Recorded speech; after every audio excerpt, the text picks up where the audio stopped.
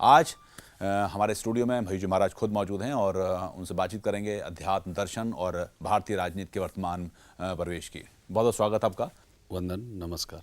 आपके थोड़ा सा मतलब अगर हम संक्षेप में पूछें, आपके द्वारा जो सामाजिक कार्यों की चर्चा काफ़ी की जाती है, किस तरह के कार्य आपने किए हैं, आपके निर्देशन में होते हैं? देखिए, युगातीत व्यवस्था, प्रवृत्ति और मानसिकता को पहचान कर जो प्रतिकूल विचार और जो प्रतिकूल स्थितियां उस युग में निर्माण हुई है, उस प्रतिकूलता से अनुकूल विचारों को निर्माण करके और अनुकूल विचारों के माध्यम से अनुकूल परिस्थितियों को निर्माण करते हुए भयमुक्तता, अपराध मुक्तता और एकात्मकता के माध्यम से विकास, ये मूल धर्म की अवधारणा है और यही सच्चा धर्म है। आज एक ऐसे युग धर्म की आवश्यकता है और आज का युग धर्म जो कहता है वो है कि आज हमारे राष्ट्र के सामने, मानवता के सामने और समाज के सामने कौन कौन सी चुनौतियां हैं। उन चुनौतियों को प्रत्येक क्षेत्र के जो आदर्श हैं या आइकॉन्स हैं या जो आइडल्स माने जाते हैं या जो जिन्हें हम आदर्श कहते हैं, उन आदर्शों को, प्रत्येक क्षेत्र के आदर्शों को राष्ट्र, समाज और मानवता के प्रति क्या विचार रखते हैं और उसके अनुरूप क्या कर्म करते हैं, ये लेकर सामने आना बहुत आवश्यक है और ये करना भी आवश्यक है, जिससे वर्तमान में जो राष्ट्र के सामने एक निराशा का भाव निर्माण हो गया है, जैसे इस राष्ट्र में कुछ अच्छा हो ही नहीं रहा है, सिर्फ घोटाले, बेरोजगारीता, आपका भ्रष्टाचार, व्यभिचार, अनाचार, जिस तरीके से आज आंदोलन और जिस तरीके से आप क्रीड़ा क्षेत्र को बोलिए या स्पोर्ट्स सेक्टर जिस तरीके से बदनाम हुए हैं, या फिर जिस तरीके से अगर आप देखें कि प्रत्येक क्षेत्र में कहीं ना कहीं पर एक दोहरे चरित्रों का तीव्र गति से उदय हो जाने के कारण आज किसी भी क्षेत्र के जिन्हें हम आदर्श कहते हैं उनकी स्थितियां या फिर उनका चरित्र एक संदिग्ध रूप से देखा जा रहा है और हम कहीं ना कहीं पर समाज की वो विश्वसनीयता को खोते जा रहे हैं।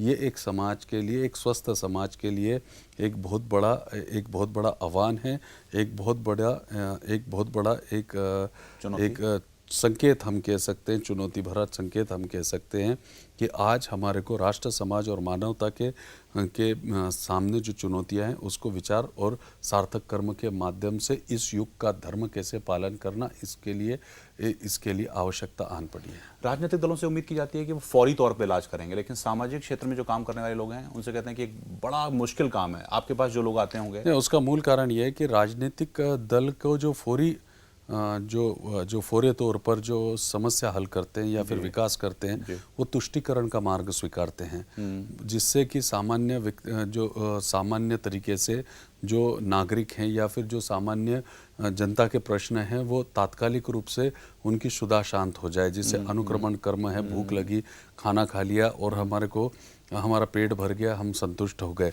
ठीक उसी प्रकार से तुष्टीकरण का भाव लोकतंत्र के 63 साल के बाद में सबसे बड़ी उपलब्धि हमारे को दिखाई देती है। परंतु जब हम सामाजिक क्षेत्र में काम करते हैं तो सामाजिक क्षेत्र में इन विषयों का कहीं कोई स्थान नहीं रहता। तुष्टीकरण है, प्रशंसा है, चापलूसी है, चाटुखुरीता है, या फिर किसी को खुश करने की प्रक्रिया है, या फिर किसी को ओबलाइज करने की या किसी को उपकृत करने की या ओबलाइज करने की जो प्रक्रिया है, इसका सामाजिक जीवन में या फिर सामाजिक सेवा में या फिर सामाजिक कार्य करते समय कोई सरोकार नहीं होता या फिर उसकी कोई उपयोगिता भी नहीं होती, क्योंकि समाज व्यवस्था का मूल आधार ही वो होता है कि हम धर्म सिद्धांतों के रक्षण के लिए जो नीतिगत नियोजन हम करते हैं या फिर उसका नियोजन के माध्यम से जिसे हम सार्थक कर्म कहते हैं, उसे मूलभूत परिवर्तन लाने की जो प्रक्रिया है, वो लाने की प्रक्रिया ही सच्ची समाज सेवा होती है।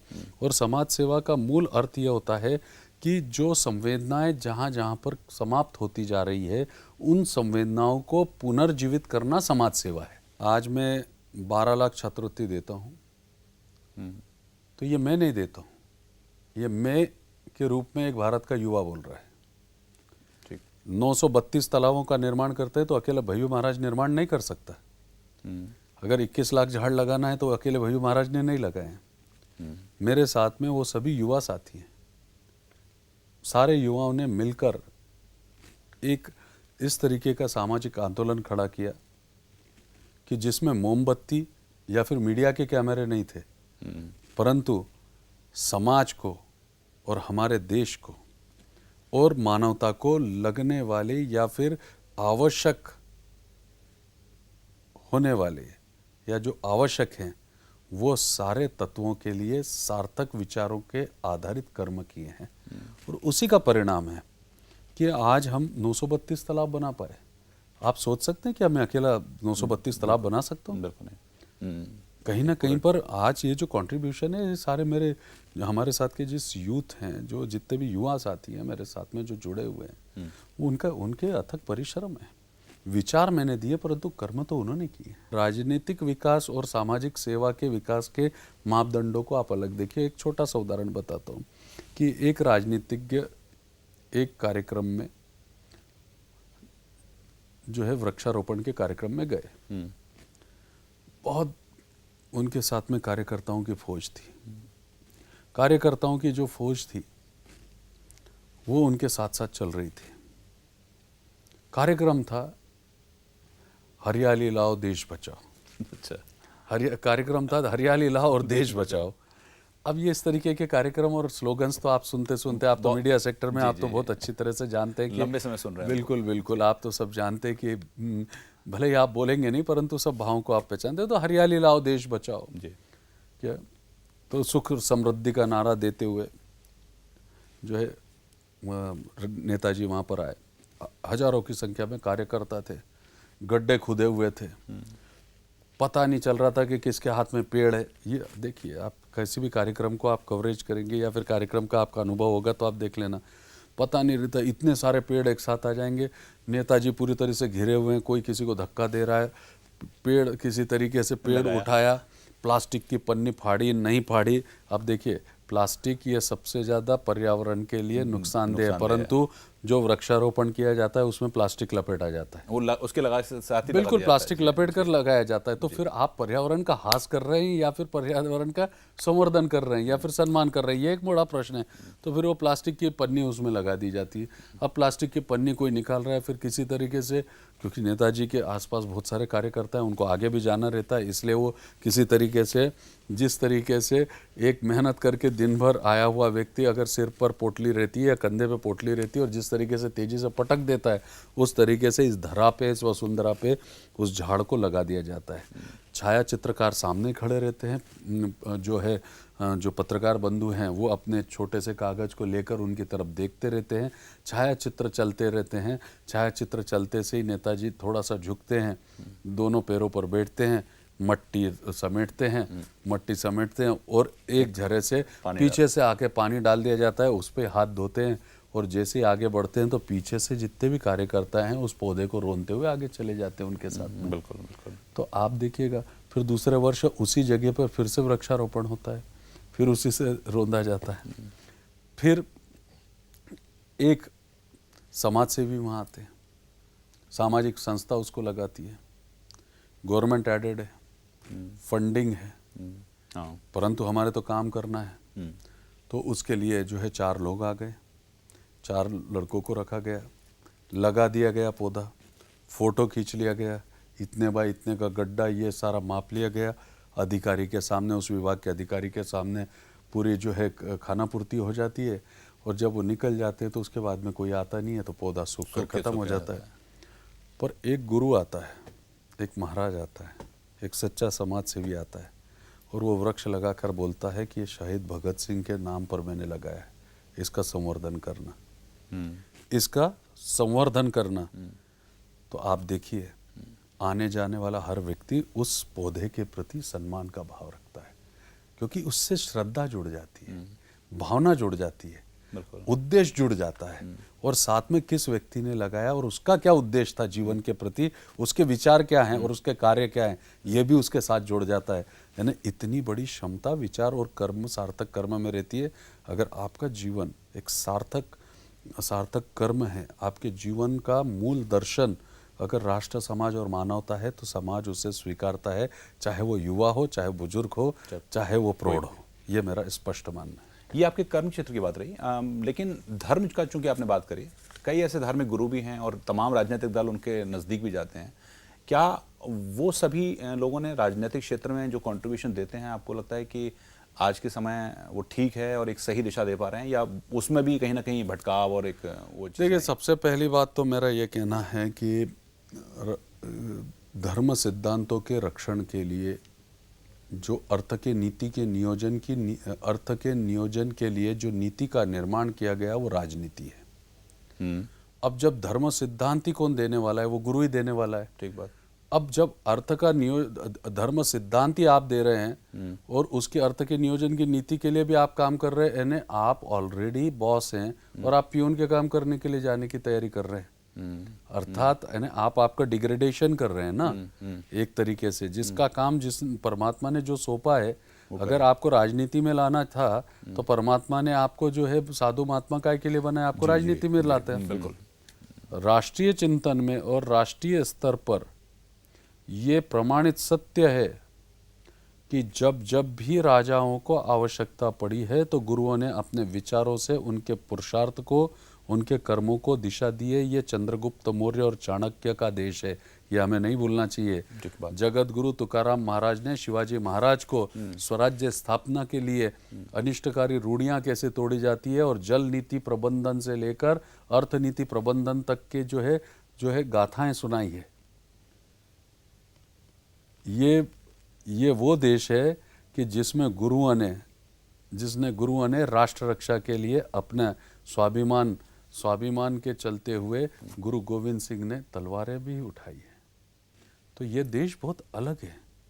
यहाँ पर गुरुओं की भूमिका हमेशा आक्रामक रही है, लेकिन आक्रामकता के साथ में संयमता रखना भी आवश्यक है। ये ना हो कि आप किसी एक का पक्ष ले, आप किसी एक के साथ जाइए या फिर किसी विशेष को आप जो है प्रोत्साहन दें। मेरा ये मानना है कि जो सच है वो सच है, जो अच्छा है वो अच्छा है, जो अच्छे व्यक्ति हैं उनको आप मदद करिए व्यवस्था सुधारने में, व्यवस्था को सुदृढ़ बनाने के लिए। और सबसे पहले आप ये देखिए कि वो व्यक्ति कैसा है, इंसान के रूप में वो कैसा है। और इंसान के रूप में अगर वो अच्छा होगा तभी वो दूसरे इंसान को पहचानेगा, और जब वो दूसरे इंसान को पहचानेगा तभी संवेदना का आदान प्रदान होगा, और जब संवेदना का आदान प्रदान होगा तभी जाकर चिंतन होगा, और चिंतन से ही विकास होगा। वक्त एक ब्रेकआउट चला, लेकिन उससे पहले एक सवाल और कि आपने कहा कि धर्म गुरुओं का जो महत्व रहा है हमारे पूरे इसमें, लेकिन पिछले 15-20 सालों में धर्म को लेकर जो राजनीति हुई है तमाम लोगों ने और तमाम धर्म गुरुओं ने भी अपनी देखिए, प्रतिष्ठा धर्म के हिसाब से नाम नहीं पर राजनीति नहीं हुई है, धर्म को जाति से जोड़कर राजनीति हुई है। जी जी, इसलिए मैं उसका विरोध करता हूँ। उसमें तमाम दलों ने भी किया है, अक्रॉस द पार्टी भी किया क्यों है। नहीं, क्योंकि क्या है कि स्वतंत्रता मिलने के बाद में राजनीति वंशवाद बढ़ाने की प्रक्रिया है। सारे नेताओं के पुत्र आज जो है आप देख लीजिए वंशवाद की प्रक्रिया में। तो डेमोक्रेसी में क्या है, एक ही तरीके से डायनास्टी तो है, डेमोक्रेसी कम डायनास्टी, और country has become a democracy come dynasty. कि राजनीति वंशवाद बढ़ाने की प्रक्रिया है, धर्म ये भगवान बनने का साधन है, और समाज सेवा ये पुरस्कार प्राप्ति का ध्येय है। तमाम जो धर्म गुरुओं की आप छवि देखते होंगे, कभी कभी दुख होता है कि यार ऐसे लोग भी इस क्षेत्र में आए हैं। दूसरों के प्रति दुख व्यक्त करने के पहले या दूसरों के प्रति दुखी होने के बजाय मैं ये सोचता हूँ कि मैं जिन लोगों को आवश्यकता है उनको कितना सुखी करूँ।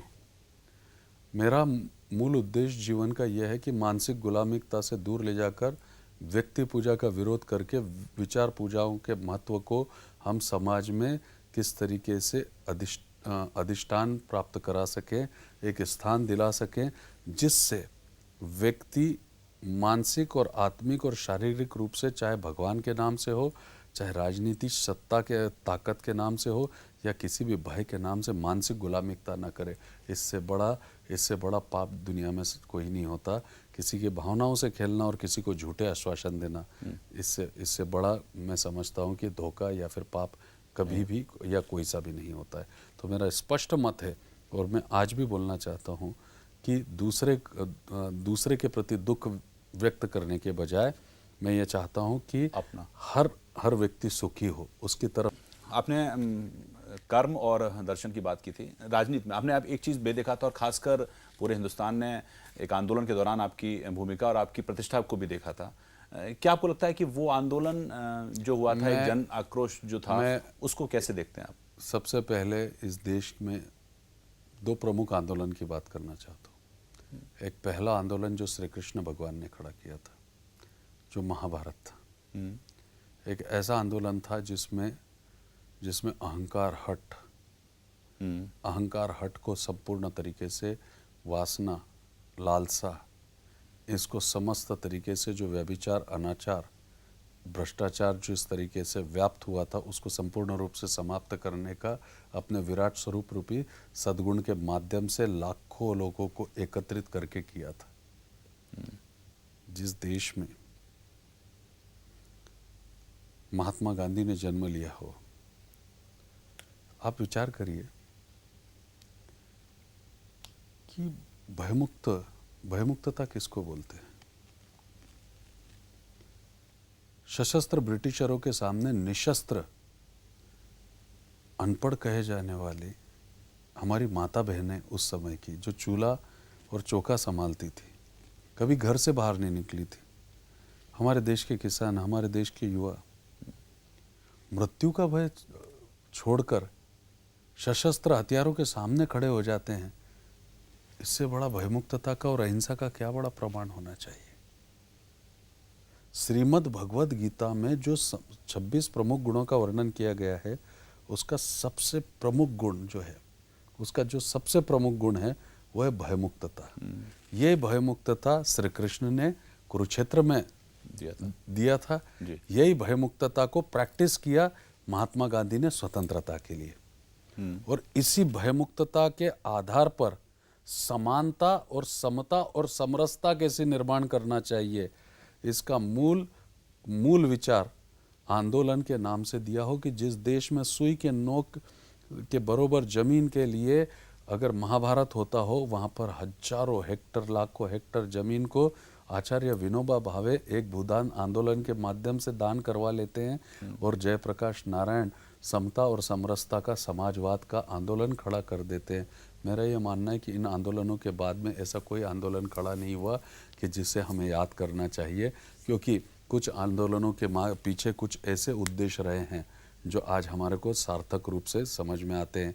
कब समाज राजनीति में बदल जाए और राजनीति अपने अस्तित्व के रेखा खींचने का कार्य करने लग जाए, इसका जो है विचार करना चाहिए। चलिए, मैं उस बारे में फिर नहीं पूछूंगा आपसे, लेकिन मैं ये जरूर पूछूंगा कि राजनीतिक क्षेत्र में तमाम तरह के लोग आजकल, एक मैंने असहिष्णुता की बात की थी कि इंटॉलरेंस वाली बात, बयान बड़े ऐसे हो गए हैं जिसको लेकर मीडिया में भी चर्चा रहती है, लेकिन बड़े वो क्या है, आपको सच बताऊं क्या, गिरावट। जी, धर्म क्षेत्र, आप खुद और जितने मेरे भाई समाज बांधव और राष्ट्र के बांधव देख रहे हैं, ये खुद महसूस करेंगे। ये मैं गलत नहीं बोल रहा हूँ। अगर मैं गलत बोल रहा हूँ, मेरा किसी को अपमानित करने का या किसी को ठेस पहुँचाने का उद्देश्य भी नहीं। पर आप देखिए, जितने भी धर्म समाज सेवा करने वाले, राजनीतिक क्षेत्र से, अधिकारी क्षेत्र से, कला क्षेत्र से, प्रत्येक क्षेत्र से, अर्थ क्षेत्र से, क्रीड़ा क्षेत्र से आने वाले, जिनको हम आदर्श मानते, आइकॉन मानते, इतने अहंकारी हो चुके हैं। जी जी जी, कि इतना अहंकारी हो चुके हैं कि हम ब्रह्मास्मि। रामायण है क्या? ज्ञान का अहंकार, ये महाविद्वान रावण है। और ज्ञान का सदाचरण, ये भगवान श्री राम है। कि मर्यादा में रहकर अहंकार विहीन होते हुए विनम्रता और सहजता से अपने पुरुषार्थ और पराक्रम को दिखाना, ये श्री राम है।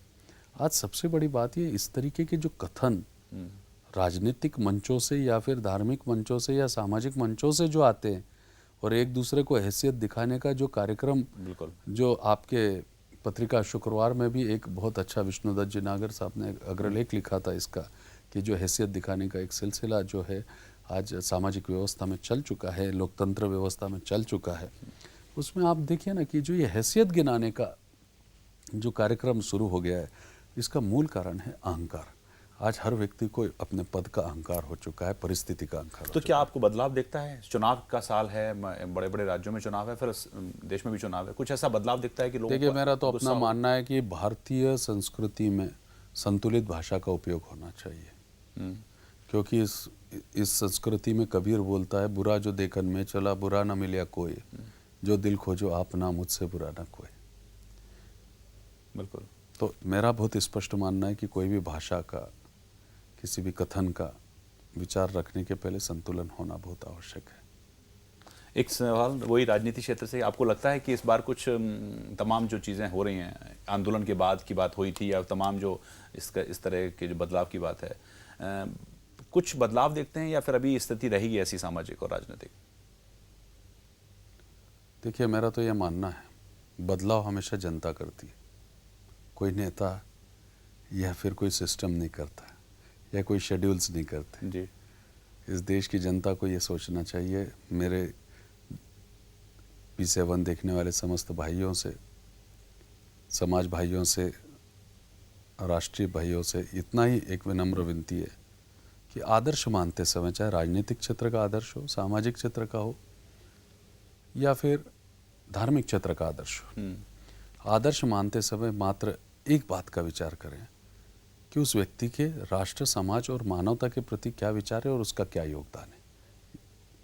जब तक वो नहीं देखें, जब तक कोई प्रूव ना करे, किसी पे विश्वास ना करें, और विश्वास करके उसका अंधा अनुसरण न करें। मेरा ये मानना है कि बदलाव करने के लिए हमारी देश की जनता को ही आगे आना होगा, अच्छे व्यक्ति को आदर्श करके चुनना होगा। यहाँ पर मैं एक बताना चाहता हूँ, मैं एक प्रोजेक्ट चालू कर रहा हूँ बहुत जल्दी, हर स्कूल्स में, हर जगह पे, जहाँ पर मंदिर हैं, जहाँ पर हमारे तीर्थ क्षेत्र हैं, जहाँ पर भी सार्वजनिक स्थल हैं, वहाँ पर एक तरीके के प्रोजेक्ट्स चालू कर रहा हूँ कि आज जिनको हम लोग आइकॉन मान रहे हैं, उनका कंट्रीब्यूशन इस कंट्री के लिए क्या है, और उन्होंने बाजारवाद के चलते हुए ग्लैमर के माध्यम से कितना कमाया है, या फिर करोड़ों रुपया कमाने के बाद में भी इस कंट्री को क्या दिया, इस देश को क्या दिया, समाज को क्या दिया, और मानवता को क्या दिया। और उनका कंपैरिजन पंडित लाल बहादुर शास्त्री जी से, सरदार वल्लभ भाई पटेल से, शहीद भगत सिंह से, और सुभाष चंद्र बोस जी से, छत्रपति शिवाजी महाराज से, लाला लाजपत राय जी से, लोकमान्य तिलक से, जो हमारे देश के सच्चे आदर्श हैं, उनकी तुलना में ये वर्तमान के आदर्श जिनके पीछे हमारी पीढ़ी भाग रही है या समाज भाग रहा है। और इनसे मैं पूछना चाहता हूँ, एक सर्वे में उनसे ही ये पूछना चाहूँगा कि आप बताओ कि तुम इसके पीछे जाना चाहते हो या इनके पीछे जाना पाते हो। देखिए, कई जगहों पर मैंने देखा है कि विकास बहुत प्रमाण पे हुआ है, इस देश में बहुत बड़े बड़े स्तर पर विकास हुआ है, उसके नारे भी लगे हैं, विकास के नाम पर लड़ाइयाँ भी की गई है, विकास के नाम पर जो है अधिकार जताने की बात की गई है, यहाँ तक कि श्रेय लेने की बात की गई है, पर उस विकास के अनुपात में उस विकास का उपयोग करने के लिए जागृति नहीं है। जागृति उस अनुपात में नहीं है। आज समाज को दृष्टि और दृष्टिकोण, इस युग की व्यवस्था, प्रवृत्ति और मानसिकता को पहचान के देने की आवश्यकता है, और ये समझाने की आवश्यकता है कि वो किस तरफ जा रहे हैं, गलत नक्शा लेकर जा रहे हैं या फिर सही नक्शा लेके जा रहे हैं। अगर गलत नक्शा लेकर जाएंगे तो चौराहे पे जाकर भटक जाएंगे, और सही रास्ता नक्शा लेकर चलेंगे तो सही रास्ते चलते हुए लक्ष्य को प्राप्त हो जाएंगे। इतना ही मेरा हिंदुस्तानी भाइयों से कहना है। आखिरी सवाल, जो लोग आपके पास आते हैं, तमाम लोग आते होंगे, मतलब एक आम इंसान भी आता है और राजनीतिक दल और बड़े लोग भी आते हैं, सबके अपने स्वार्थ कह लीजिए या उनका अपना मार्गदर्शन कह लीजिए, क्या आप खासकर राजनीतिक लोगों को आप एक तरह का संदेश या क्या देना चाहते हैं? नहीं, मेरा बहुत स्पष्ट मत है, राजनीति, समाज, धर्म, ये सारी एक व्यवस्था का भाग है, और व्यवस्था मनुष्य के लिए है, और मनुष्य मनुष्यता के लिए है। किसी भी राष्ट्र को जीवंत रखने के लिए समाज चाहिए, समाज को चलाने के लिए परिवार चाहिए। परिवार के लिए हमारे को मनुष्य की आवश्यकता होती है और मनुष्य के लिए हमारे को मनुष्यता की आवश्यकता होती है। मनुष्यता के लिए भावनाओं की आवश्यकता होती है और भावनाओं के लिए सद्गुण की आवश्यकता होती है। मेरा ये कहना है, प्रत्येक व्यक्ति ने सद्गुण, सद्कर्म और सद्विचार, ये 3 चीज़ों का संकल्प लेकर घर से बाहर निकलना चाहिए, तो पवित्रता और चरित्र नष्ट नहीं होंगे और सार्थक कर्म सामने आएंगे। बहुत बहुत धन्यवाद इस तमाम चीज़ों को बताने के लिए, दर्शन, कर्म और भारतीय राजनीति पर, और हमारे स्टूडियो में आने के लिए आपका बहुत बहुत शुक्रिया। जी हाँ, तो ये भय्यू जी महाराज आध्यात्मिक गुरु, जिन्होंने तमाम विषयों पर बातचीत की खुलकर कि किस तरह का स्थिति होनी चाहिए, सामाजिक क्षेत्र में खासकर बदलाव लाने की ज़रूरत है ताकि वो एक दिशा और दशा तय कर पाए। हमारे इस खास कार्यक्रम में इतना ही। नमस्कार।